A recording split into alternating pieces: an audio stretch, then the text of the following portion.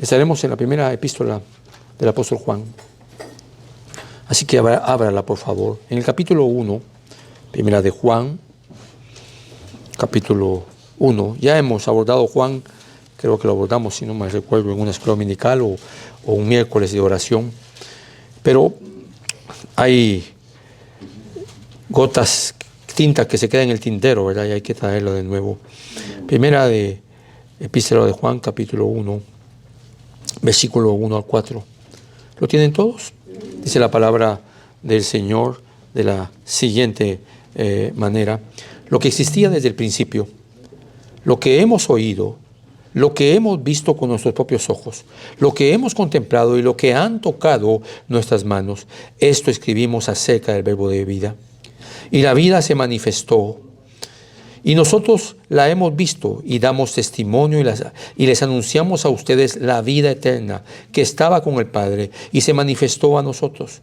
Lo hemos visto y oído. Les proclamamos lo que hemos visto y oído, les proclamamos también a ustedes para que también ustedes tengan comunión con nosotros. En verdad, nuestra comunión es con el Padre y con su Hijo Jesucristo. Les escribimos estas cosas para que nuestro gozo sea completo. Oremos, hermanos. Te damos gracias, Señor, por tu palabra. Gracias, Señor, por esta verdad gloriosa. Porque, Señor, tu Hijo, en tu tiempo determinado, manifestó, reveló la vida eterna. Señor, y hombres como Juan y los apóstoles fueron testigos de la encarnación de tu Hijo.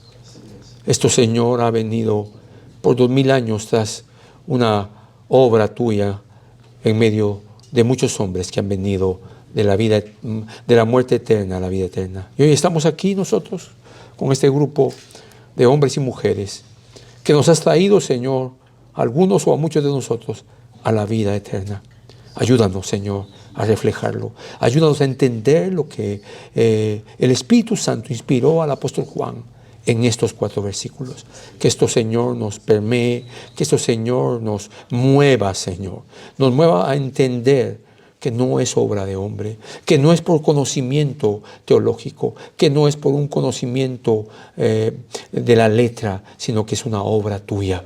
Y anhelamos, Señor, entender esto y vivir de esa manera. No permita, Señor, que nosotros caigamos en esa mentira de confesar que somos nacidos de nuevo y no lo somos, Señor. Ayúdanos a vivir dando testimonio de un hombre o una mujer nacidos de nuevo. Por favor, Padre, abre nuestro entendimiento y trae sobre nosotros tu palabra. En el nombre maravilloso de Jesús te lo pedimos. Amén y amén. Gloria al Señor, hermanos. Vamos a entrar de lleno a la palabra. Y quiero comenzar, hermano, contándoles la historia de aquel pastor, de aquel ministro que fue llamado a un centro médico, porque había un hombre ahí que su familia no llegaba a visitarlo y se estaba muriendo. Este hombre, este pastor llega a ese lugar y el hombre que está ahí es un hombre muy adinerado, que tenía muchos negocios en la ciudad. Era un escocés en Estados Unidos. Y ese pastor le empezó a compartir el evangelio y el hombre ni siquiera le respondió. Yo no sé si usted sabe, pero los escoceses tienen fama de ser así muy fuertes incluso para recibir las cosas. Y mientras el pastor buscaba de qué manera ayudarle, pero no pudo esa vez y se regresó triste. Y volvió a regresar la próxima semana. Y al regresar, él llevaba preparado la manera en que los escoceses habían hecho líneas de salmos, no salmos de la Biblia, sino líneas de salmos para compartir el evangelio. Pero sabiendo que tenía una métrica que era difícil entenderla, este hombre moribundo entre 50 y 60 años, estaba ahí de nuevo con una actitud que no quería saber de nadie. Y el pastor solo sabía una línea. Y llegó y lo saludó y no lo contestó. Y entonces le dijo esto: ninguno que confíe en él perecerá. Y el hombre lo volteó a ver y continuó con ese salmo. Y el hombre recitó, recitó: los malvados serán muertos, devastados serán los que odian a los justos. El Señor redime las almas de sus siervos, y ninguno que confía en Él perecerá. Y el pastor le preguntó: ¿quién te enseñó eso? Mi mamá, cuando yo era niño, me enseñó esto. Entonces el pastor le volvió a decir: recuérdate que ninguno que confía en el Señor perecerá. Confía en Él, cree en Él. El hombre no le respondió. El pastor siguió llegando y lo siguió visitando, y un día lo llamaron. Le dijeron que era una emergencia, que el hombre se estaba muriendo. Y cuando llegó a ese centro médico, el doctor le dijo: ha muerto. Él fue a la cama, todavía estaba ahí, y estaba ahí orando por él. Y cuando llegó a ese lugar puntualmente, y vio que el hombre estaba moviendo sus labios. Y el pastor inclinó su oído porque quería escuchar, y escuchó repetidamente esto: ninguno que confía en el Señor perecerá. El pastor entendió que aquel hombre había rendido sus pies al Señor Jesucristo. Es decir, este hombre ilustra exactamente lo que le pasó al ladrón en la cruz, que a minutos de su muerte o a horas de su muerte, él entendió que el que estaba ahí era el rey prometido, porque fue el primero que le dijo: recuérdate de mí cuando estés en tu reino. Ni siquiera los grandes teólogos de aquella época entendieron que él era el Mesías. Y aquel hombre, aquel ladrón en sus últimas horas, terminó defendiendo a Jesús, después de que él mismo lo había injuriado. Así que este hombre está en esa cama, viviendo, no sabemos cuánto, 3 días, 4 días, 5 días, viviendo en comunión con Cristo, cuando había vivido una vida fuera de Cristo. Y esto es vital, hermanos, para el texto que nosotros hoy vamos a estudiar. Porque este hombre adinerado, este hombre abandonado por su familia, no hay detalles de qué había hecho, alejado de Dios, nos ilustra lo que yo he titulado en mi tema, porque este tema yo lo he titulado: vive en Cristo. Él vivió sus últimos días en Cristo. Así que es hermoso vivir 40 años en Cristo. Pero lo que es hermoso es vivir, no importa 40 años o 40 minutos o 40 días, pero vivir en Cristo. Y cuando hablo de 40 minutos, hablo de 40 días, 40 minutos antes de morir. Porque nadie que conoce la vida eterna puede vivir 40 minutos y después irse al mundo. Que eso quede muy claro. Aquí no hay tal como nos acusan. Ustedes creen que son salvos y siempre salvos. Entonces no les importa si se van a ir a pecar. No, eso no es lo que enseña la doctrina. El que Dios ha rescatado de los muertos y ha santificado se mantendrá viviendo en esa santificación, luchando contra el pecado, sabiendo que el pecado no tiene más poder contra él, pero cuidándose, porque sabe que va a pecar hasta el último minuto de su vida, pero de cada pecado se va a arrepentir. Así que nuestro texto precisamente habla de esto, amados hermanos. Hoy estudiaremos 3 evidencias, las cuales te enseñan a vivir en Cristo, te enseñan que vivir en Cristo, es estar en comunión con Él. Vivir en Cristo es estar en comunión con Cristo. Lo repito, vivir en Cristo es estar en comunión con Cristo. 3 evidencias: la certificación, la comunión y el contentamiento. Y la primera, la certificación, es decir, que nuestra vida certifique día a día que vivimos en Cristo. Que nuestra vida dé testimonio, que le estoy utilizando certificación como sinónimo de testimonio, de testimonio de que vivimos en Cristo. Y eso lo encontramos en el versículo 1 y 2. Y lo leo. Lo que existía desde el principio, lo que hemos oído, lo que hemos visto con nuestros ojos, y lo que hemos contemplado, y lo que han palpado nuestras manos, acerca del verbo de vida. Esto es el versículo 1. Aquí observamos entonces detalladamente lo que está haciendo Juan. Juan, hermanos, dice cosas hermosas aquí. Para empezar, si usted lo nota, aquí hay 5 pronombres que definen lo que con lo que Juan está diciendo.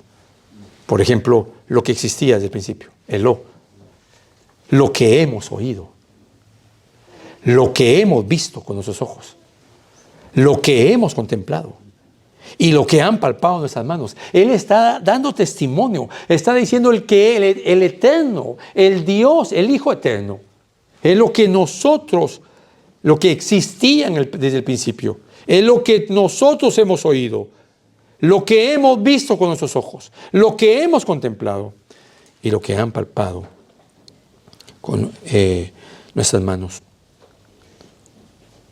¿Acerca de quién? Y todo acerca del verbo de vida. Así que observemos esto. Por tanto, el mensaje del Evangelio, hermano, tiene que ver con la vida eterna. El mensaje del Evangelio tiene que ver con quién es Cristo. El mensaje del Evangelio no es sanidades. Si tú ofrendas 1000, Dios te da 3000. Qué terrible eso. El mensaje del Evangelio no está concentrado en el hombre, sino en el Hijo de Dios. Así que todo se trata a través del Hijo de Dios. No es la vida que quiero llevar, o no es que usted abrace esas filosofías diabólicas. Yo tengo derecho a ser feliz. ¿De veras cree eso? Si alguien aquí que está sentado y cree eso, necesita correr urgentemente hacia Dios, porque no ha entendido el Evangelio. Es que yo merezco ser feliz. Le voy a decir qué merece usted y yo. La muerte eterna, porque toda alma que pecare morirá, porque la paga del pecado es muerte, porque Dios no tiene por inocente al culpable. No, pero hermano, ahora ya vino Cristo. Sí, al venir Cristo la situación se puso más delicada para los que rechazan a Cristo, porque antes rechazaban a Dios, pero ahora rechazan al Hijo de Dios, que dio su vida como paga por el pecado.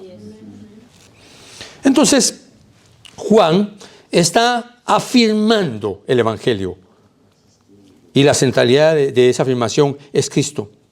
Y por supuesto lo está afirmando como testigo ocular de lo que él vio. Ellos vieron cómo Jesús vivió. Ellos vieron cómo Jesús sufrió por causa del Evangelio. Ellos vieron cómo Jesús predicó el Evangelio. Ellos vieron la vida santa. Ellos vieron que Jesús jamás pecó. Ellos fueron testigos de eso. Así que por eso es que Juan dice acerca del Hijo de Dios. Todo termina ese versículo 1 diciendo acerca del Hijo de Dios. Entonces, ¿el Evangelio de qué se trata? De Dios. No se trata de nosotros, hermano. Se trata del Hijo de Dios. Y luego, entonces, dice esa frase. O utiliza ese verbo impresionante. Y dice él, y la vida se manifestó. Entonces déjeme que le explique, sabe que siempre tiene que haber un momento gramatical en nuestras enseñanzas, porque eso es importante. Lo que existía desde el principio, existía, es un verso, existía lo que hemos oído, lo que hemos visto, esos son 3 verbos perfectos que están diciendo, el verbo aquí está diciendo, este es un estado desde la eternidad que continúa lo que existía desde el principio.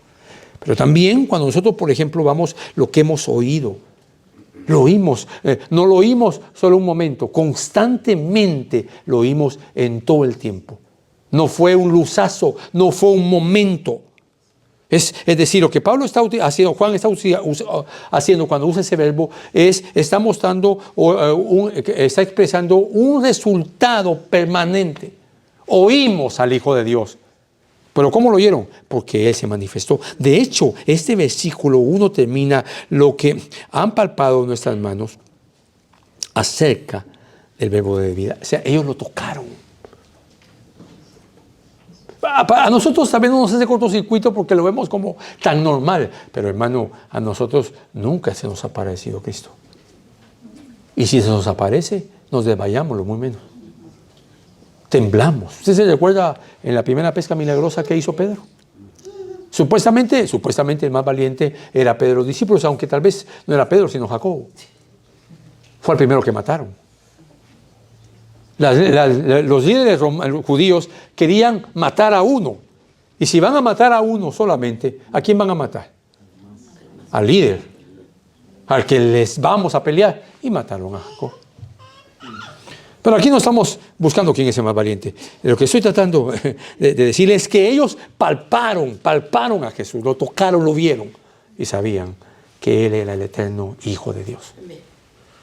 Que ese es el verbo que está utilizando aquí Juan. Y luego en la segunda parte él dice, y la vida se manifestó. Aquí ya entramos, lo había dicho en el versículo 1, pero aquí entramos al versículo 2. Pues la vida, versículo 2, pues la vida fue manifestada y nosotros la hemos visto y damos testimonio y os anunciamos la vida eterna. Todo lo que dijo anteriormente, él está testificando y él lo está haciendo en un pronombre personal plural. Nosotros, los apóstoles, vimos todo esto, oímos esto, lo vimos, lo tocamos, lo contemplamos. Pero en el versículo 2 entra esto.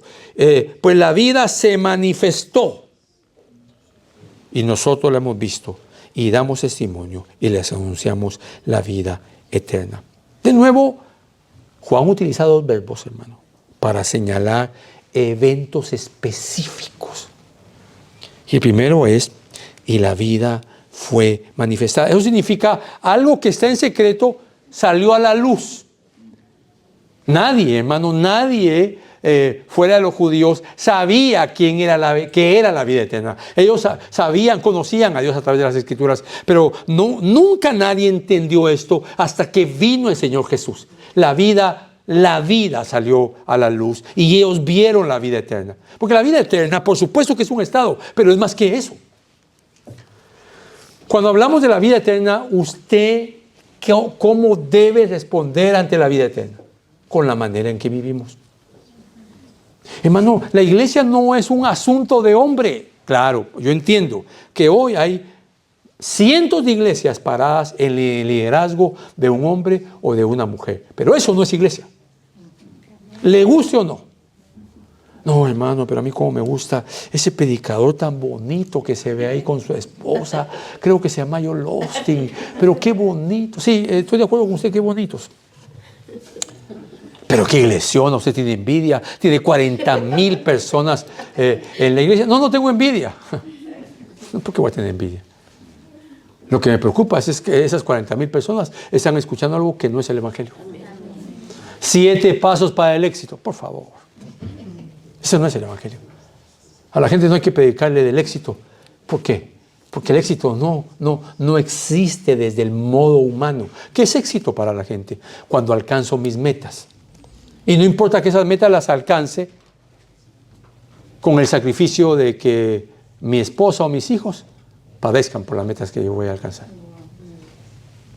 Pero el único éxito que puede tener un hombre que ha estado muerto en sus delitos y pecados es que Dios lo saque de esa muerte. Efesios capítulo 2, versículo 1 al 3, lo levante de los muertos y le dé vida. Y luego esa gracia que lo levantó de los muertos es la gracia que lo va a hacer perseverar todos los días de su vida hasta la venida del Señor Jesucristo. El evangelio no es mencionar a Cristo. Porque aquí lo que está diciendo Juan, incluso en los verbos que utiliza, es que es un estado permanente. Es que aquí hay una evidencia de que en Jesucristo se manifestó. Él es la vida y manifestó la vida eterna. Por eso Jesús se recuerda que dijo también en Juan, yo he venido para que tengan vida y vida eterna.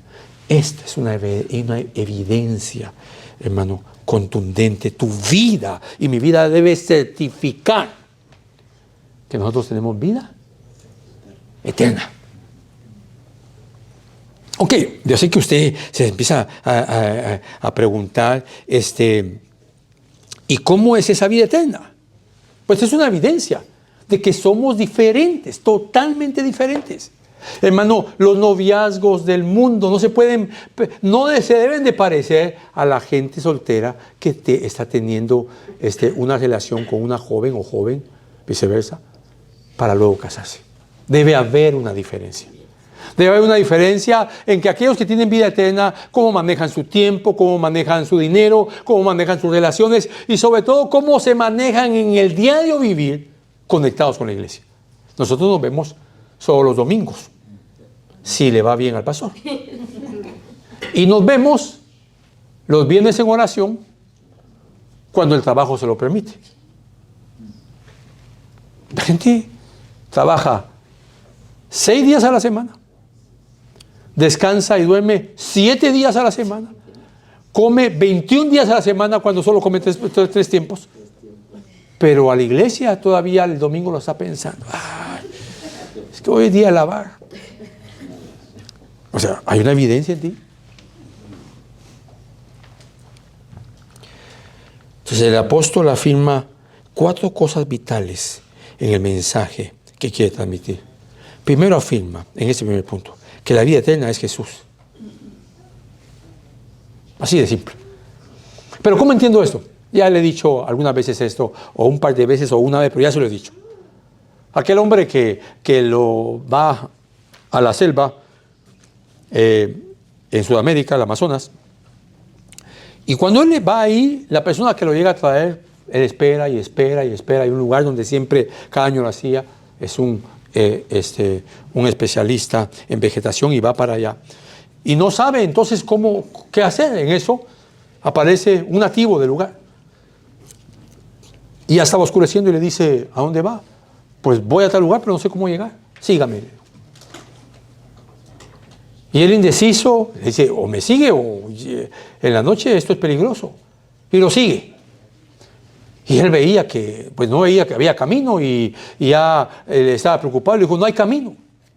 ¿A dónde vas si aquí no hay camino? Y él le contesta, es que aquí no hay camino, el camino soy yo. En otras palabras, o me sigue o a dónde va. Entonces cuando la Biblia dice que Jesús es la vida, no pregunte más. O conocemos a Cristo Jesús o no hay vida eterna. Claro, ese conocimiento no puede ser solo teológico, aunque es importante. Usted tiene que entender la verdad de las Escrituras, de lo que es Cristo Jesús. El Cristo histórico, el Cristo descrito en los 4 evangelios. Eso es lo que usted tiene que entender. Fuera de los 4 evangelios, cualquier cosa que se diga de Cristo no nos sirve. Yo me recuerdo que teníamos una agencia de seguros del carro y hablábamos directamente con el dueño de esa agencia. Y me recuerdo que una vez él era musulmán y estábamos platicando y me dijo, ¿tú sabías que en el Corán se menciona más el nombre de Jesús que de Mahoma? Sí, yo lo sabía, le dijo. ¿Lo has leído? Sí. ¿Y qué te parece? Bueno, como un libro religioso me parece bien. Sobre todo me parece que el mencionar a Jesús demasiadas veces, pero solo para reconocer que es un profeta, están ustedes totalmente errados. Porque aunque ellos reconozcan a Jesús como un gran profeta, reconocen que sobre Jesús está Mahoma. Entonces no se trata de hablar de Jesús. Como también los testigos de Jehová, no, Jesucristo, un gran profeta, pero el Hijo de Dios. Así que eso no se trata de cuánto sea, aunque sea verdadero. Los primeros en llamar a Jesús el Hijo de Dios fueron los demonios. Y por eso podían ellos convertirse en santos. No. Yo creo que me está entendiendo. Entonces, lo primero que afirma Juan es que la vida eterna es Jesús, porque él dice, y la vida fue manifestada. Entonces, ¿quién es la vida? Jesús.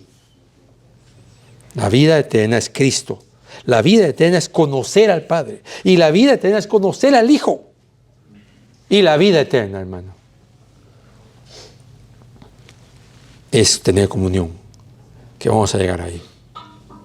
Así que no puedes decir soy creyente si a ti Cristo no te interesa.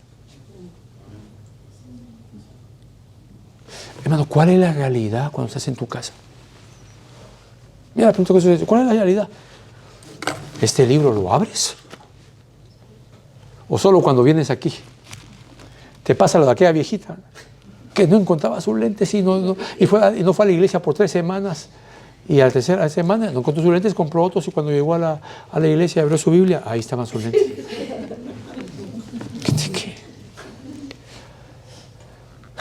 Su vida la cristiana, oye, mucha gente se está viniendo a las iglesias bíblicas, escuchando por YouTube al hermano Sujel Michelén, que es una bendición. Y se vuelven consumidores de predicado de esa doctrina. Pero eso no es suficiente. La vida en Cristo va más allá y vamos a seguir con eso. En segundo lugar, Juan afirma que ellos vieron a la vida eterna encarnada. El texto del versículo dice, y la cual, decir la vida eterna, la cual estaba con el Padre y se nos manifestó. Es decir, cuando Juan está diciendo que vieron a la vida eterna, es porque esa vida se les manifestó, se les reveló, trajo a su corazón la luz de la vida eterna.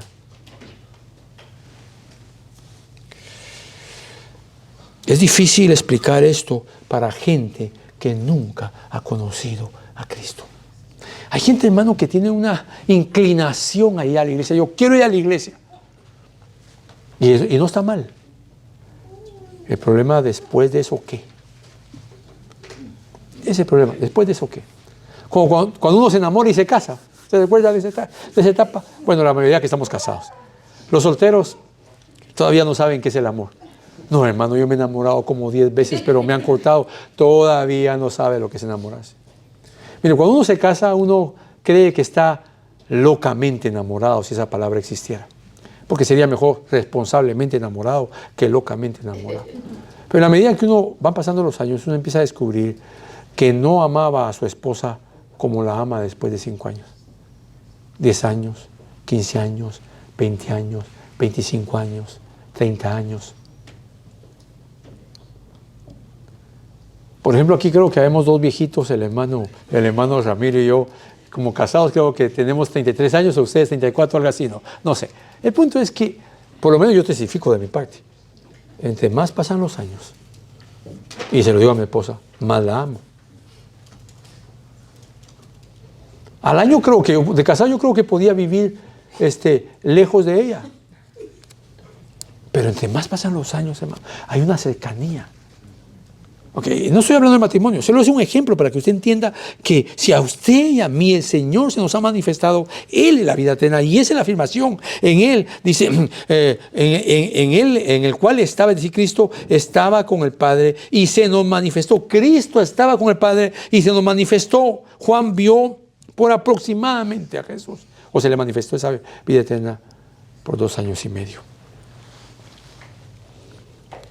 Tú y yo, hermano, no podemos decir que vimos al eterno Hijo de Dios encarnado, pero sí podemos decir que se ha manifestado la vida eterna en nosotros por la obra del Espíritu Santo, por medio de la palabra. Sí lo podemos decir, sí, de esa manera. ¿De qué manera? ¿De qué manera lo hemos visto? De la manera en que hemos sido transformados. Cuando peca, ¿qué le pasa? ¿Se enoja con usted mismo? Por supuesto. Pero ¿por qué, Señor? ¿Por qué me porté tan abusiva con mi esposo? ¿O por qué le hablé tan feo a mi esposa? ¿O por qué le hablé hacia mis hijos? ¿O por qué le hablé hacia mis padres? Porque hay gente aquí sentada que todos los problemas que tiene, la culpa la tiene el papá, la mamá, el novio, el esposo, los hijos, pero ella no. Perdone que estoy hablando algunas veces en femenino, pero lo mismo sería para un hombre, porque todos estamos aquí en ese. Pero cuando usted es creyente, usted peca y quiere correr a Él y decirle, Señor, perdóname. Porque es más fácil pedirle perdón al Señor que a los hombres. ¿Se ha dado cuenta de eso? ¿Por qué? Por el orgullo. Así que Juan está afirmando. Y hay una tercera cosa que Juan afirma. Juan afirma que tanto él como los demás apóstoles dieron testimonio de la vida eterna. Estoy en el versículo 2. Y nosotros hemos visto, dice, y damos testimonio. Y el verbo que utiliza Juan es un verbo presente continuo. Entonces se podría traducir, y nosotros estamos dando testimonio continuamente. Un testimonio continuo. ¿Pero un testimonio de qué? de vida. No es que no se está testificando, yo tengo vida eterna, yo tengo vida eterna. No, es que la vida eterna se muestra de qué manera. Ya vamos a llegar ahí. Pero viviendo, como dijo el hermano. Un verdadero creyente da testimonio del Evangelio, dando testimonio de la obra que Dios ha hecho en él, de la manera en que vive. Y ese testimonio, ¿sabe dónde comienza, hermano? En la casa. El testimonio es una vivencia. El creyente certifica con su manera de vivir que es cristiano, que tiene vida eterna. La vida eterna es un estado, hermano, que comienza aquí. Y un día estaremos en el cielo y seremos perfectos. Así que tienes un testimonio continuo. Tienes una relación verdadera con Cristo, con su palabra. Es como el atleta, el hombre que hace ejercicio todos los días. Sus tenis van a hablar. Cuando tú los miras, todos desgastados. Pero de repente hay alguien que dice, yo corro todos los días y usted mira los tenis, hasta olor a nuevo tiene. Como la Biblia, ¿verdad? La Biblia habla de uno. La Biblia habla de uno. Solo la abres y dices, este hermano, qué bonita tiene su Biblia, hasta olor a nuevo se siente. ¿Qué está diciendo? Ni la lee. El verdadero creyente tiene un testimonio de vida. El verdadero creyente cada día certifica que Cristo es la vida eterna. Porque no puede vivir sin estar en comunión con Él. Y eso nos lleva a nuestro segundo punto. Hemos visto esa certificación. ¿Qué es la certificación? Que doy evidencias. Doy evidencias. Y por favor, no me malinterpretes. De repente algunos son como aquel árbol que dejaron de regarlo, dejó de llover y está todo seco. Pero en eso le empiezan a salir algunas hojitas verdes. Ya tiene una esperanza. Ese árbol está vivo. Así que no te sientas que tienes que ser el apóstol Juan o el apóstol Pablo, pero si hay alguna hojita ahí verde, hermano, hay esperanza. Si no, arrepiéntete, también hay esperanza. Arrepiéntete y ven a los pies de Cristo. Tú no eres creyente porque tú dices que eres creyente. Tú eres creyente porque Dios ha hecho una obra de gracia. Pero esa obra de gracia comenzó en Efesios capítulo 2. Ustedes que estaban muertos en sus delitos y pecados, y empieza a hablar. Y luego dice, y mientras estaban muertos en sus delitos y pecados, Dios nos levantó de los muertos y nos dio vida. O Dios nos dio vida. Entonces esa vida empieza, y de la gracia que te levantó de la muerte espiritual, te hizo que el poder del pecado fuera quitado de ti. No el pecado, el poder del pecado. Y por eso tú ahora quieres santificarte.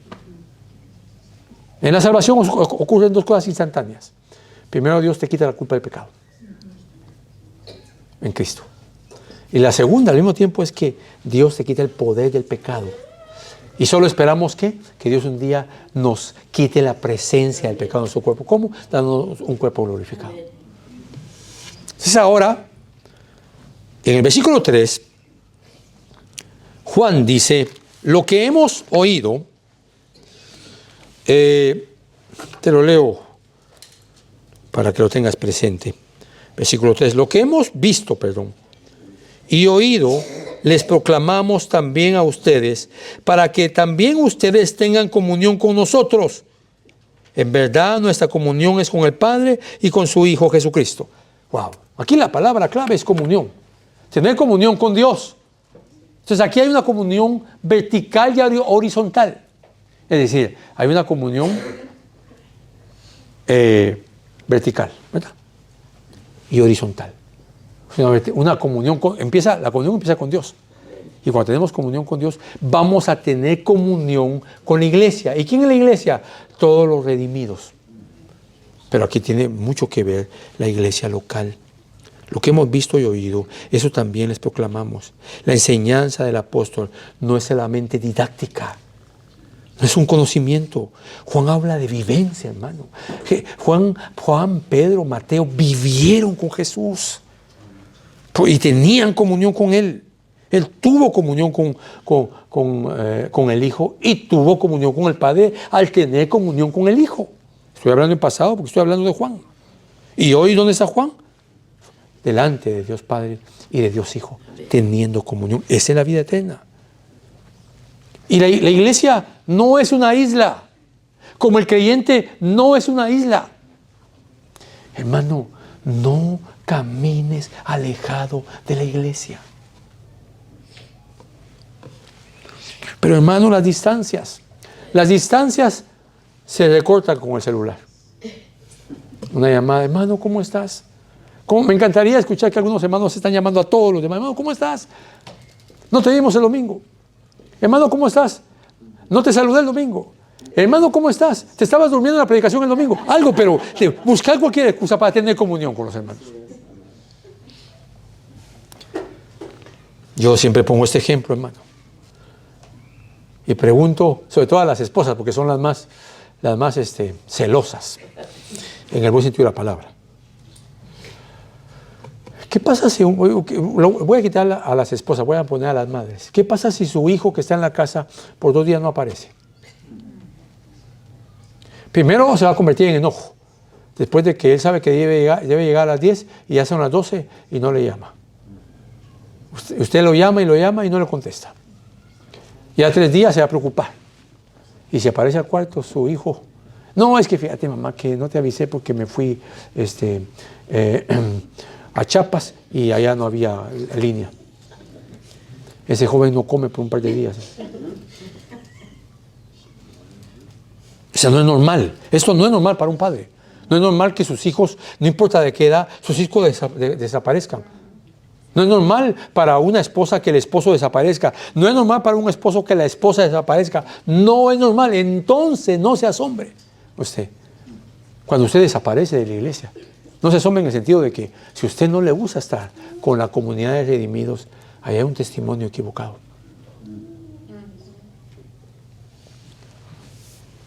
Mire, los hispanos, bueno, la mayoría, no todos, nos gusta estar entre hispanos. Hasta el punto que aceptamos a los Che.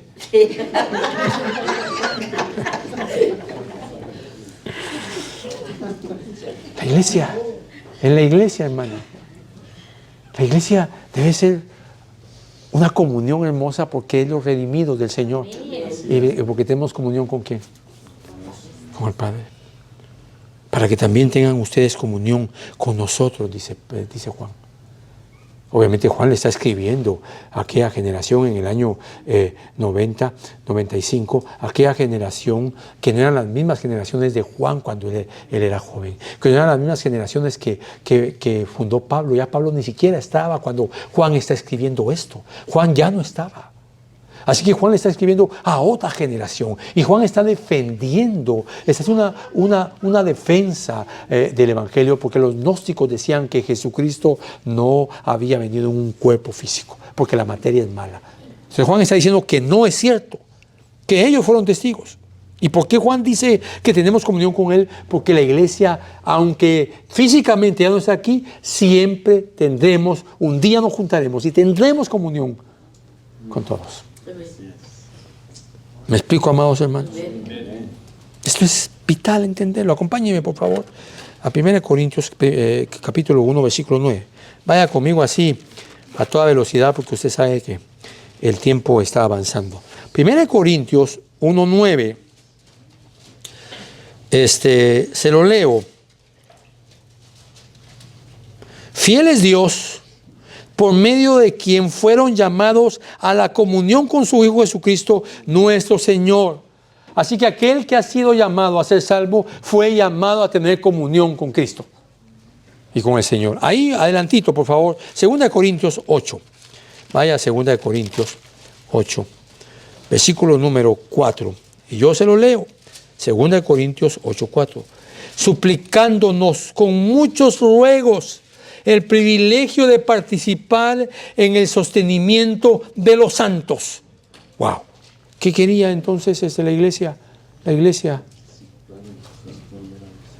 tener comunión con los santos para enviar una ofrenda a Jerusalén. El primer versículo es comunión con Jesucristo. Y el segundo versículo es comunión unos con otros. Queremos tener esa comunión. Hoy, hermano, es importante hablar sobre las ofrendas. Hoy no, pero hoy, en esta época, es importante. Porque se ha dicho tanta mentira y se ha distorsionado tanto eso.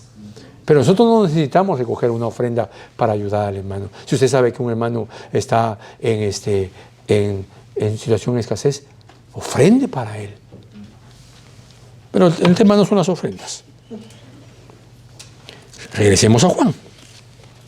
Le leo una cita de Moody, el evangelista, que dijo: creo firmemente que la iglesia de Dios tendrá que confesar sus propios pecados antes de que pueda tener alguna gran obra de gracia. Ha de haber una obra más profunda entre el pueblo creyente en Dios. A veces pienso que sería hora de predicar a los que profesan ser cristianos en vez de predicar a los impíos. Porque, ¿qué estaba diciendo Moody? Estaba diciendo: la iglesia no parecen que han conocido, que tienen vida eterna, porque no tienen comunión con los hijos de Dios. Y al tener comunión con hijos de Dios, con los hijos de Dios, no tienen comunión con Dios. ¿Qué hacemos contra los que pecan contra nosotros? Perdonarlos. Y el sabio pasa por alto la ofensa. Pero nosotros pareciera que somos hijos del reino de las tinieblas y que estamos con aquel, ¿cómo se llama ese tenedor que a usted le gusta? ¿Ah? Trinche. ¿Cómo se llame? Pareciera que estamos ahí viendo a quién o a cuántos arrinconamos. Perdonemos, hermano, perdonemos, imitemos a Jesús en la cruz del Calvario. Perdónalo, Señor. Porque estos no saben lo que hacen. Nosotros teníamos que decirse: perdónalo, Señor, aunque estos sí saben lo que hacen. O tal vez no va. El punto es que debemos de perdonar. Entonces, Juan, en el 3 estamos, ¿verdad? Lo que hemos visto y oído, les proclamamos también a ustedes. Escuche esto: para que también tengan ustedes comunión con nosotros. Y nuestra comunión es con el Padre y con su Hijo. Aquí Pablo dice algo maravilloso. Esto es indivisible, pero Juan, es indivisible. Nosotros, si tenemos comunión con Dios y con su Hijo, vamos a tener comunión con la iglesia. Y si estamos en comunión con la iglesia, vamos a tener comunión con Dios. Yo conocí una iglesia, hermano, hace años, puede ser que ahora la situación esté peor. Tenían grupos de discipulado. Entonces yo le dije a un hermano, el hermano que me estaba contando: ¿y tú diriges algún grupo? Sí, me dijo, yo dirijo un grupo de discipulado. Así, ¿y cuál es tu grupo? Me dijo: hay grupos, por ejemplo, de motoristas. Se juntan, oran y se van como 2 horas a la vuelta y regresan. ¿Y el tuyo de qué es? Me dijo varias cosas, pero me llamó la atención esto. ¿Y el tuyo de qué es? El mío es un grupo de salsa. ¿Cómo así? Le dije. Sí, yo soy el que les enseño salsa. ¿Y qué haces antes? Bueno, oramos y leemos un texto de la Biblia. ¿Y qué lees? Bueno, Salmo 150 y empieza. Hermanos, nos da risa, pero realmente esto es lamentable. La centralidad de la iglesia es la palabra, la verdad de Dios. ¿Cómo? Pongamos un club de qué, de cumbia aquí. Obviamente, aquí vamos a traer, hermano, inconversos. ¿Eso queremos? No. Nuestros púlpitos, nuestros hogares, nuestras vidas tienen que estar llenos de la palabra. Amén. Y el centro de todo es las Escrituras. Así que Juan está hablando aquí de esa comunión vertical con el Padre, horizontal primero porque es entre ellos. Y no es que eso sea una prioridad primero entre la iglesia y luego con Cristo, es primero con Cristo. Y entonces podemos tener comunión unos con otros. El niño se relaciona, hermano, íntimamente con sus padres. Es tan natural eso. Al niño no hay que estar diciendo: ahí le hablas a tu papá, ahí le hablas a tu mamá. Al contrario, no nos quiere soltar. Ya después crecen y ya ahí sí nos sueltan, pero no quieren estar ahí. Así que, así como naturalmente crece, esto ilustra que la iglesia debe tener esa comunión y que la palabra es koinonía. Y la koinonía, hermano, tiene que ver, hermano, con someterse incluso. Hacerse comunis, semejante. Estar ahí, participar, esas tres cosas, participar, someterse y hacer común, y hacerse común. Esa es la iglesia. ¿Amas a tu hermano? Amarás a tu hermano entre más comunión tengas con Dios. Por favor, logra ver esto, aunque se oye fuerte, logra verlo, hermano. Tú y yo, un día dejaremos de ser, bueno, tú y yo no, los cónyuges un día dejaremos de ser esposos, porque con la muerte se acaba todo. Y nuestros hijos dejarán de ser nuestros hijos, pero la familia de Cristo permanecerá eternamente. Así que esa es una relación que nosotros debemos entender. ¿Recuerdas al hombre muriendo en aquel hospital? Ese hombre no escuchó al ministro al principio, hasta que el ministro tuvo la idea de conectarse con él, con algo que lo podía hacer reaccionar. Y lo hizo con una porción que tenía que ver con el Evangelio. Eso lo llevó a tener comunión con él, y él lo condujo, esa palabra lo condujo a tener comunión con Cristo. Y ese hombre murió en comunión con Cristo. ¿Vives para Cristo? ¿O vives para ti? Hemos hablado de la santificación, hemos hablado de la comunión, y vamos a hablar del contentamiento, y este es el más pequeño, y de hecho por el versículo, lo que dice el versículo 4, les escribimos estas cosas para que vuestro gozo sea completo. Y pareciera que aquí Juan está tocando otro tema, pero no.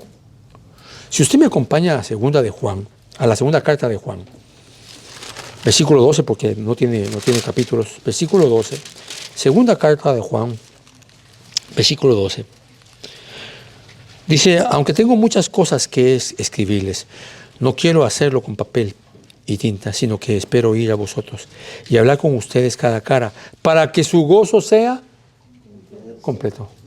Wow. Hay tres cosas, hermano, que la Biblia habla del gozo. Una es, Pablo quería ¿qué? Comunión con ellos. Porque al ver a Pablo y él al verlos ellos, el gozo de ellos iba a ser completado. La iglesia completa nuestro gozo. Pero no solamente ahí. Ahora acompáñenme al Evangelio de Juan, capítulo 3. El Evangelio de Juan. Mire qué hermoso esto. Evangelio capítulo 3, versículo 29. ¿Lo tiene? Mire el versículo 29. Dice: el que tiene la novia es el novio, pero el amigo del novio que está ahí y le oye se alegra en gran manera con la voz del novio. Y por eso este gozo mío se ha completado. ¿Qué había completado el gozo del Señor Jesucristo? El oír a la novia. Puesto sus ojos, el Señor Jesús, en lo que venía por delante. Él lo hizo con gozo. ¿Qué venía por delante? La redención de toda la iglesia. Es decir, si a Cristo, la cabeza de la iglesia, se goza de ver a la iglesia, ¿usted como parte de la iglesia qué debería de hacer? No, yo por eso no voy a la iglesia, porque ahí está llena de un montón de hipócritas. No, yo no estoy de acuerdo con eso. Esa es una mentira. Está llena de gente que está consciente de que es pecadora y no finge que no lo es, sino que se presenta tal y como es y enfrenta. Cuando enfrentan su pecado, lo reconoce o se pone más enojado, pero al fin lo reconoce. Pero aquí, en las iglesias de Cristo, sí hay problemas. De hecho, Pablo dice: yo sé que cuando vaya a Corintios van a haber pleitos. El apóstol Pablo. ¿Qué vamos a decir nosotros, hermano? Imagínense su carta que yo le escriba: yo sé que cuando llegue allá con ustedes va a haber gozo, más bendición. No, pero si ni con Pablo pasaba. Juan capítulo 15, versículo 11. Nos va agregando esto. Miren lo que dice: esas cosas les he hablado para que mi gozo esté en ustedes y su gozo sea perfecto. Ahora, cuando uno lee todo el versículo 15, Jesús les está mandando a que obedezcan. Entonces el gozo, ¿sabe cómo se completa? Obedeciendo. ¿A cuánto les ha pasado, hermano, que cuando van a evangelizar sienten un gozo después de eso? No se les convirtió nadie, pero ustedes sienten gozo. Porque Dios no nos llamó a convertir gente, nos llamó a predicar el evangelio. Así que hay un gozo inefable. Le leí, ¿cuál? El 15:11, ¿verdad? El 16:24. Juan, estamos en Juan, no en primera de Juan. 16:24. Hasta ahora nada han pedido en mi nombre. Pidan y recibirán para que su gozo sea completado. Entonces, ¿cómo ese gozo se está llenando? En oración. Pidiendo. Pero no pida un carro del año, hermano. Pida, Señor, ayúdame a entender más tu palabra. Ayúdame a orar, Señor. Ayúdame a amar más a tu iglesia. Ayúdame a amar más a mi esposa, a mi esposo. Ayúdame a amar más a mis hijos. Ayúdame, Señor, a glorificarte. Todo aquello que esté dentro de la... Mira, a mí me hace mucho cortocircuito y lo digo constantemente. A todos los que leen la Biblia aquí, ellos escogen su texto. Oren en base a ese texto. Pero la gente está acostumbrada a que lee y ese texto solo leyó y ahora, Señor, yo te pido para que las arañas tengan que comer. O sea, nada que ver con el texto. El texto es el rey en nuestras reuniones. Desde que empezamos a orar. Leemos y el que lee debe orar en base al texto. Porque el texto es el que reina en nuestras congregaciones. Y aquí hay otra muestra. Un texto más, hermano. Todavía me quedan 3 minutos. 17:13. Mire lo que dice. Pero ahora voy a ti y hablo esto en el mundo para que tengan mi gozo completo en sí mismos. ¿Sabe qué te produce gozo? La palabra. Jesús ahí en su oración dice, yo les he dado tu palabra.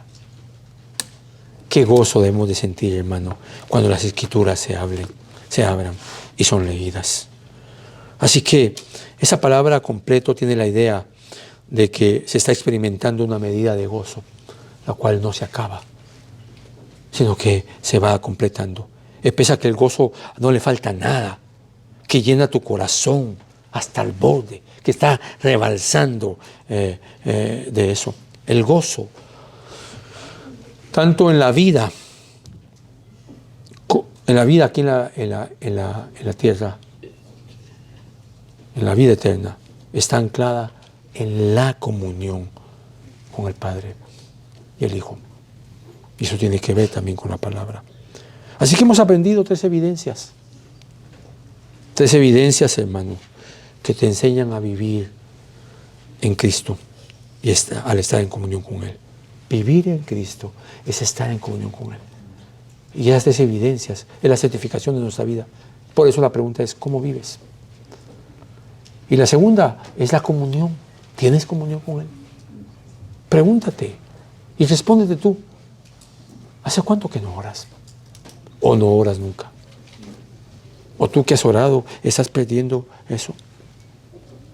Y por último, hermano, y no menos importante, el contentamiento. Yo le puse a ese punto el contentamiento solo para que le sea más fácil a nosotros certificación, comunión y contentamiento. Es ese gozo que se debe estar completando. Cada vez que tú vienes a la iglesia, ese gozo debe rebalsar, debe llenar tu copa. Así que la vida eterna no se compra. Viene de Dios. O la tienes o no la tienes. Y si no la tienes, lo que tienes es muerte eterna. Y estás viviendo en tus delitos y pecados. La manera en que vives en esa tierra define o te dice quién eres, hermano. La manera en que vives en esta tierra certifica quién eres. O tienes vida eterna o muerte eterna. Si no quieres tener comunión con la iglesia, tú debes de dudar. Porque si no quieres tener comunión con la iglesia, tú no vas a tener comunión con Cristo. La gente cree que sí porque se hinca a orar, pero esta es la palabra del Señor. Yo no soy la cabeza de la iglesia, gracias a Dios. Yo ni siquiera soy el perito arquitecto de la iglesia. La cabeza es Cristo. Y Él es el que manda esto. La comunión con la iglesia de Cristo es la evidencia que tenemos comunión con Cristo. Debes obedecer al mandato bíblico de estar en comunión con Cristo, en obediencia a Él, sometido a su palabra, y esto hará tu gozo completo. Pero si tú no eres cristiano, la vida eterna no tiene que ver con nada de lo que sentimos, con nada de lo que esperamos, con nada de lo que creemos fuera de las Escrituras. La vida eterna es un estado que lo da Dios por su gracia, que te saca del estado de muerte espiritual y te trae un estado de vida, y esa vida es una vida eterna, y no la puedes vivir alejada de Dios. La vida eterna está intrínsecamente sumergida en la vida de Dios. Y esto lo empiezas a entender porque ahora quieres obedecer las Escrituras. Mi querido amigo, si tú no conoces a Cristo, y cuando digo querido amigo, por favor, no creas que no estoy hablando de aquel que tiene 15 años de estar aquí sentado. Estoy hablando a todos aquellos que cuando oyen un tema así, o una predicación así, pueden decir, yo creo que no soy cristiano. Tú necesitas a Cristo. Necesitas obedecerle. Ven a Él. Arrepiéntete y cree en Él. No sigas pecando, rechazando a Cristo. Cada vez que el Evangelio es predicado y tú lo rechazas, no rechazas al predicador. Rechazas a Cristo. Lo bueno de las iglesias bíblicas es que no hacemos un llamado, no creemos en eso, no hacemos que levante la mano. Eso es tú y el Señor. Así es, amén.